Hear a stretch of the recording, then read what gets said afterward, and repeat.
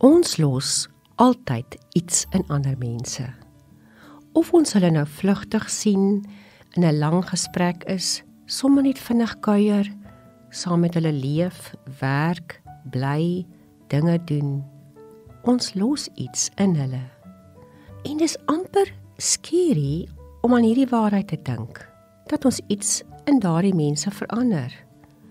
Ons woorde, optrede en liggaamstaal vertel 'n storie aan hulle binneste wat daar gaan lê. Ja, wat in die nes van hulle harte lê plek vind. Wat in hulle broei, iets aan hulle doen. Hulle beter of slegter laat voel.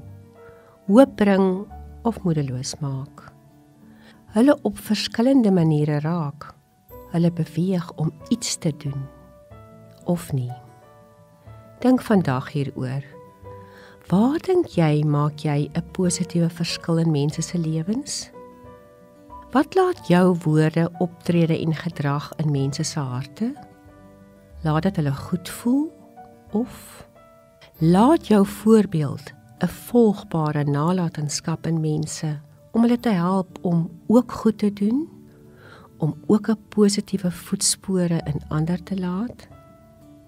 Ek skryf in een van my gebedeboeke: Here, dis maklik om goed te doen as daardie mense ook goed aan my doen.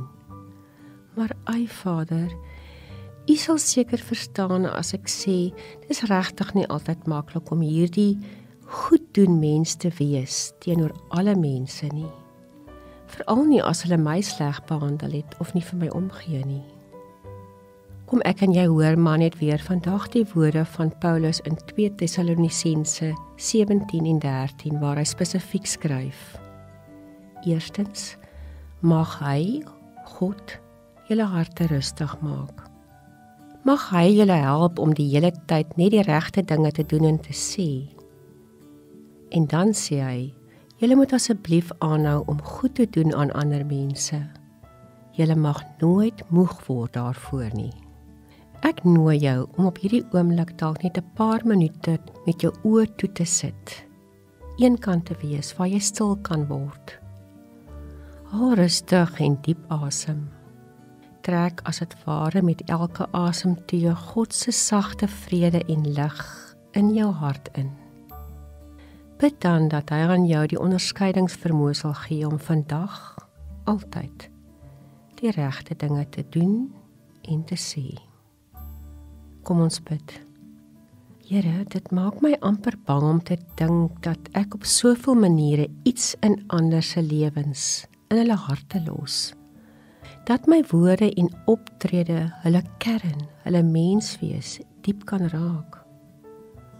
Maak my asseblief bewus en sensitief om met sagte oë te kyk, sag te trap en om te kies om 'n positiewe nalatenskap in mense te laat.